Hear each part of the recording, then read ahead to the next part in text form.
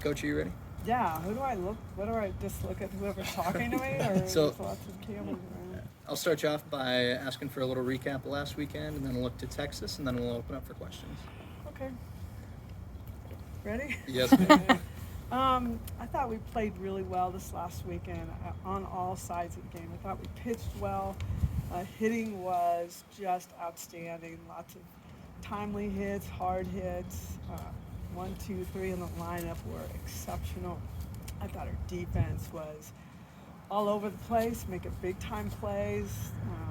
Kansas is a good team. They swing, they pitch well. There was just a different level of intensity for whatever reason. But I do think it lends to us going to Austin and feeling like we played so well the weekend before. Patty, sorry, we get a chance to talk to Kenzie here in a little bit, and obviously get to ask her a little bit about it. But you were able to get her back in there, especially behind the plate there that last inning on the Saturday. Yeah. Keep wanting to say Sunday, but Yeah, right. Just wanted to slowly bring her in. She felt pretty good swinging, so I gave her that opportunity. I gave her one at bat the first day. I think I turned her in to the DP on one of those days as well. I wanted to give her maybe one inning just to see what it looked like in a real game instead of throwing her into Texas. She's ready to go. She's ready to go, so you'll see her back there again. When you talk about aggression early from the hitting side of things, is that when you know that this group's locked in, seeing stuff really well when they're attacking first pitch, first inning? Yeah, it's nice. Sometimes I like to be visitors because we like to set the tone, and we talked a little bit about that. And they were just swinging the bat so well and seeing the ball really big. It looked like they were not fooled by much, and they hit some tough pitches hard that went out. So, yeah, I mean, I think they're ready to go into Austin and see how this goes. I mean, they really, everybody, top to bottom, did a really good job offensively. Patty, what's the challenge of Texas? They have a bunch of arms, obviously some speed with their lineup, but what's the biggest challenge in your mind as it relates to this matchup? I think handling their pitchers. They have a lot of different looks. They've got a really good freshman that's throwing well. We've seen the other arms, but they're always tough to hit. I think our pitching staff is going to be a big part of this as well. I think if we can keep the ball in the park, we can do some really good things. We have such good outfielders with great arms that can cut people down at second. We've got to watch their short game. They like to lay down bunts a lot. They do have a lot of speed, and they'll run when you least expect it. So when we work on them, we're just high alert when we're at practice. We're running people, we're moving people, we're trying to simulate the best that we can. When you talk about their short game, and it'll obviously be important for your defense to play well, how do you feel like what do you feel like sort of they are in terms of just, at this point in the year? Do you like where your defense is stacked up right now? Us? Yeah, you guys. Defense is probably the best part of our game right now. I like the Torres, Avery Hodge. You get the best out of your, a defender, and then the best out of your hitter. They both can do both things well. So I've really loved how that has transgressed. Left side of the infield is money. Our outfielders, all of them, are great defensively. I can bring in people later in the game that are more like defensive specialists. So Kenzie Hansen's back. So I feel really good about walking in. Patty, we've seen Jada do so many great things in her career, and I'm not saying we take her for granted, I don't, but she had such a great weekend this past weekend. It looks like she's ready to close out the second half of her career last week, in great fashion. She was great last week. Yeah, I feel like they are starting to feel that the bigness of the season is showing up right now, and they get that. So they want to be at their best. All of them do. So Jada leads the way. She's a good leader by example at the plate. Tiare swinging really well. Brito always is swinging well. They were very timely, very clutch. And that's what you're going to have when you go to Texas. You got to have all parts of your game working. Patty, you mentioned the swinging so well, but the walk numbers were pretty high this Yeah. weekend too. Yeah. What do you? How much is it just patience at the plate? Is it just what do you maybe attribute that to? I think patience, good hitters. I mean, they understand that our walks turn into runs, and so they don't chase things out of the zone. They're not trying to be superheroes. They know if we can get runners on, we can do things. And so they understand that process. How important maybe is that going into Texas? How important might that be to maybe have that patience? Yeah, I mean, it's tough to get base runners on against them. So if we can turn some of these tough at-bats into walks, that really, really helps us, especially if we can move that runner into scoring position. We've got people, if we can swing hard, hit the ball hard, usually their infield is very fast and very bouncy. So we want to put our strength in behind our swings. And, I mean, a ball up the middle or a ball through an infield gap can score us a run. So we'll take them any way we can get them. Going back to Kenzie, you told us a story about how you found Riley, but how much more have you learned about her to how she responded the last 2-3 weeks? Ryan? Ludlam. Ludlam. She's very much of a team player, very excited to get the opportunity. The feeling I get from her is I'm not going to let this team down. And she had some very timely at-bats. She handled her position in the lineup pretty well, turned a lot of those into walks also. Just kept all the balls in front of her. Did a really nice job of keeping the ball in front there. I don't remember a ball by her, past her. She's a little bit shy. I mean, catchers cannot be that. A la Kenzie Hansen is the reason why she's a catcher. So she really started to be a little more vocal. We talked a lot about that. You're the captain and the leader of the infield. You must communicate, you must talk, and with outfielders as well. I mean, they've got to hear your messaging through our infield. Like she says it, our infield says it to them. So she's not a big vocal, but unlike you gotta have another ego when you're on this field and let it out. And she's been doing that. So very much team oriented. Patty, you've had so many great players over the years, but Tiare keeps putting her name up on all those lists of stats. How would you sort of put her in the litany of greats that you've had over the years? I have to say she is, you think of Aloe, Chamberlain, like big time home runs. Just everyone's seen these big, long, 300-foot bomb. Tiare, you want her in the clutch situation because she handles it so well. She's a great two-strike hitter. She doesn't strike out a lot. She doesn't get nerves. She doesn't try to overswing. She doesn't try to show off. She's just another team-oriented, what can I do to help this team? I think I'll never forget. It was her birthday last year against Stanford, and we just were having a tough time with them. And specifically, Tiare was having a tough time. And she doesn't take her last at-bats into the next. And that's what I love about her maturity of saying, give me the bat, I'll get it done. Because of that opportunity, it's a big reason why we ended up in the national championship series. So nothing phases her. And she is a captain, but she's not a big talker. She's just absolutely by example. You talk about Kenzie's personality.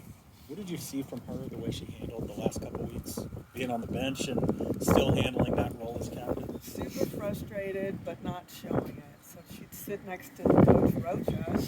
Kenzie wants to be a coach, and sat next to Coach Rocha, kind of learning from her pitch calling. They were interacting, so I could hear them talking some.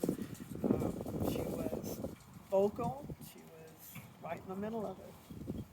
Talked about Tiare being clutch bunch the past couple of years. Is there a moment you remember as soon as your freshman year, sophomore year, when you're like, man, this is someone you can really rely on anytime in a massive moment? Just watched her grow up, and once we got her committed and she got taller and stronger, I just couldn't wait to watch. She just hit bomb after bomb after bomb. I'm like, this is a woman amongst girls right now. And so when she came here, it was about strength. when freshmen come in, you got to get them strong to get them what they want, to get the ball out of the yard or or hit it hard. And she showed it her freshman year. She's never let up. I'll tell you one thing that I've learned about young players is when they have a phenomenal season their freshman year and sophomore year, they just try to match it. And when you're chasing numbers, you're going nowhere. And she never did that. She just really stayed true to herself. I've had some elite players just want to outdo themselves, and it just wasted half of the season. She has a very smart approach towards what she does, and she's very cool and very calm. And one thing that I remember all of you were asking not long ago is who's going to play shortstop? It's going to be Brito. It's going to be Tiare is really, really good at shortstop, and her long levers allow her to reach things. And she's pretty shifty, pretty athletic. So not only has she helped us at the plate, but her defense has been outstanding. Patty, they've sold out this game a long time ago, and it's going to be a crazy environment. Your team seems to thrive in that, though, don't they? They do. I mean, it's fun to play in front of any kind of crowd, whether they're for you or against you. When you hear the sounds and the excitement, it just kind of drives your adrenaline a bit. So they're looking forward to it. It's always going to be a very competitive, very intense type game. There's a lot of theatrics at times. There's a lot going on. I think umpires have their hands full, definitely. But it's fun. That's what it's about. It's fun to play in those environments. Where your best memories come from when you leave softball. You don't remember your rivals, or at least I don't. You remember when your team is in the trenches together, and that's kind of like in any sport or in any military, wherever. I mean, when you're side by side, you're fighting for it. Those are moments you'll never forget. So they love that stuff. Coach, how has Kelly Maxwell been as like a leader of the pitching staff lately? I think she'll speak up. I wouldn't say she's another leader by example. She doesn't talk a lot, but she does share her thoughts and so forth. So I'd say Nicole May is more of that, just because how long she's been in this program. I think Kelly comes in as a newbie and it's like, I'm just gonna do my job. But the more they're together, the more they're very communicative. That pitching staff, they're like their own team within a team. Patty, are you grading us the longest neutral softball right now? Oh no, we're not doing this again. Facing pressure with that, or have you worked it? Absolutely not. No, we don't. We just want to win games, and if they're strung together, great. If we lose one in between, that's fine. One thing we know how to do is respond and respond quickly. We've always had that mentality, so nothing concerns me right now. We're just trying to play our best softball this time of the season.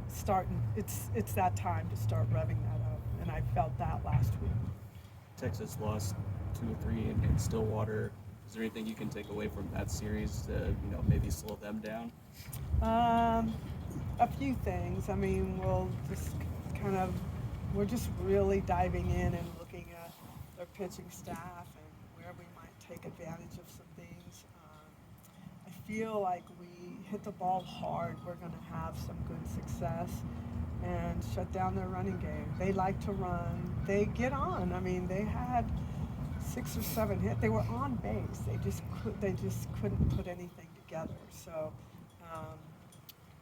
you could look at Oklahoma State's game, and they threw very well. They played very well.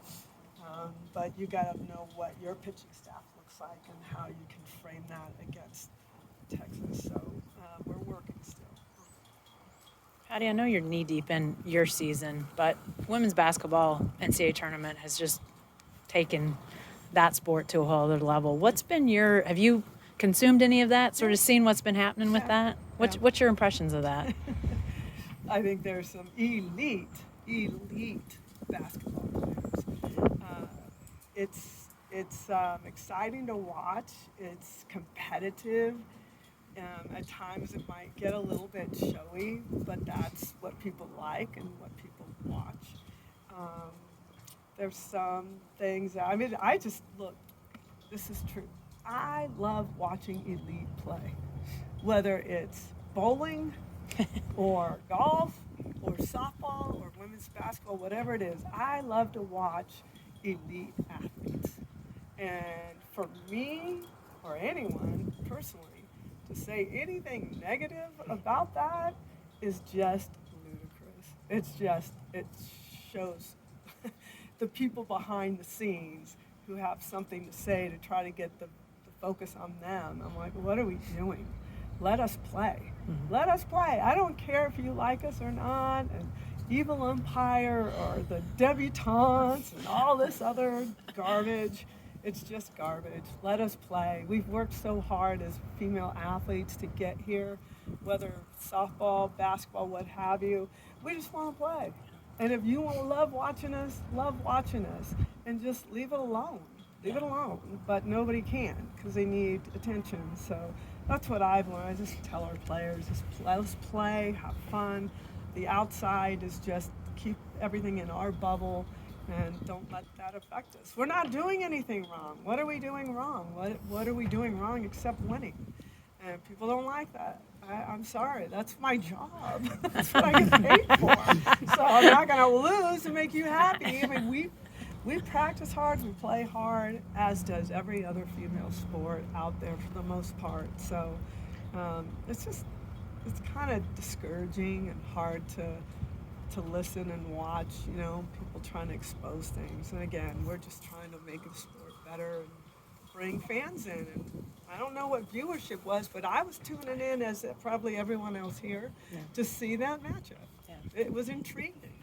But they're elite athletes. That's what intrigues me. All that other stuff I don't care about. I care about watching 35-foot bombs. It's like unbelievable. And from both sides. I mean, there's not one favorite player. I just love good competition and elite athletes competing. There's nothing better than that. The fact that there were millions of people that tuned in to see what you tuned in to see, does that, I mean, as somebody who's in the space of women's sports, that has to hearten you in a special way. I would love think. it. Yeah. I went home like, yeah, let's see what's up. Let's go. Let's get. My husband's like, well, what are you turning it to? I'm like, get out of here. We're going. Because this is something that, I mean, it built, unfortunately, it built up over a bad story. But who cares? You're watching, and if you want to see that there's going to be a fight, there's not going to be a fight. There's going to be a fight on the court as to who is going to try to win that game. There's chippiness everywhere. You may not see it on the field. There's chippiness going around. But again, like I said, we've worked so hard to get millions of people to tune in. That's tremendous for us. And to see, what's really cool is to see these young women in these commercials, And I'm like, man, would any of these softball athletes get that opportunity? I hope so. Yeah. But, it's growing. Whether you like it or not, we don't care. It's growing, and we've been working towards that. And it's as a coach that's been doing this for a long time and seeing where it started and where it is now, it's thrilling. It really is thrilling. Yeah, thank you. Last one for Coach. Yeah, Patty, you talked about sort of following up with that. You talked about, I can't remember the word you used, showy. You alluded to some of the criticisms that have been lobbed at your team at times over the last couple of years. Yeah. When did you become all right with that? I don't know if that makes sense, but Well, I'm not going to fight. I'm not going to give you my time because you don't deserve it if you're saying things like that. So it's more of just protecting the team and saying I don't open those doors personally. Now, if you're personally attacking us, I mean, we've been called the evil umpire. yeah. Well, I guess I was more saying Yes. like sort of, I don't know, the let them have fun, let them play type of mentality and sort of embracing that. I think that's what we do. I mean, we look at it like you can't be us. Sorry. So we're just going to keep being us. I don't have time for people who are not involved in what we're doing. You can have an opinion, say it as loud as you want, but we're not really listening. We know what's in front of us, and the people that we care about, the people that we know, and the people that are connected to our program, mean more than anything. So we've got thick skin. Just keep bringing it. We've been accused of about everything. It's okay, because I know the truth. I look in my mirror, unfortunately, every day. I look in my mirror every day and say, I know I haven't done one thing wrong except everything right for what my job description says. And the players feel that way as well. So can't please everyone. Thank you, Show. Thanks, Pat.